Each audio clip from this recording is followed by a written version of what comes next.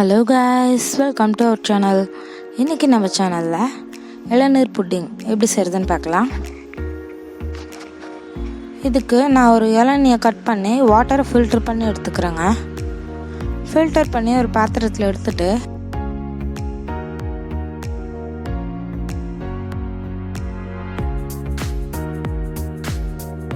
அந்த இளநீ வாட்டர் நல்லா கொதிச்சதுக்கப்புறமா 2 teaspoon China grass powder add பண்ணிக்கோங்க.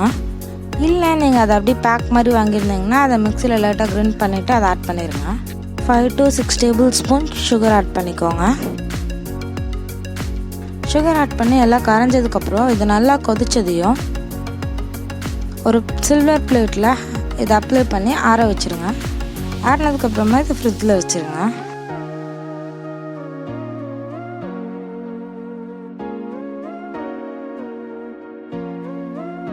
எடுத்து 1/2 லிட்டர் திக்கான மில்க் ஆட் பண்ணிக்கலாம்.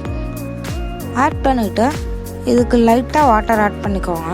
ரொம்ப ஆட் பண்ணிடாதீங்க, நம்மளுக்கு திக்கான மில்க் தான் வேணும். இதை இப்போ நல்லா காய்ச்சிக்கோங்க.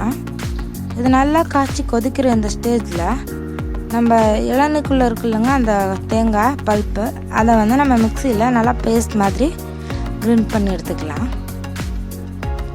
அதை எடுத்து வச்சுட்டு ஐஸ்கிரீம் பவுடர் இருக்குல்லங்க அதை ஆட் பண்ணிக்கணும். ஸோ அதை எடுத்து வச்சுக்கோங்க.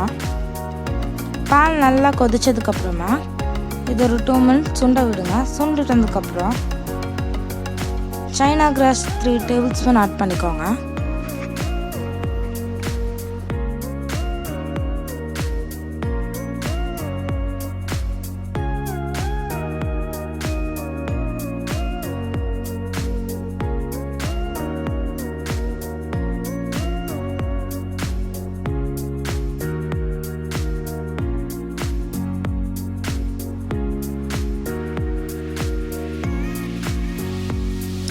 இப்போது இந்த மில்கான அந்த கோக்னட் பல்ப் இருக்குல்லங்க அதுக்கேற்ற சுகர் ஆட் பண்ணிக்கிறோங்க. நான் 3/4 கப் ஆட் பண்ணியிருக்கேன். உங்களுக்கு டேஸ்ட் பண்ணி பார்த்துட்டு ஆட் ஆர் லெஸ் பண்ணிக்கோங்க. அதுக்கப்புறம் ஃபைனலாக நம்ம அரைச்சி வச்சுருக்க அந்த கோக்னட் பல்ப்பை இதோட ஆட் பண்ணிக்கலாம். ஆட் பண்ணிவிட்டு லோ ஃப்ளேமில் வச்சு இதை நல்லா மிக்ஸ் பண்ணி விட்டுருங்க. கட்டி இல்லாமல் நல்லா மிக்ஸ் ஆகிட்டோம்.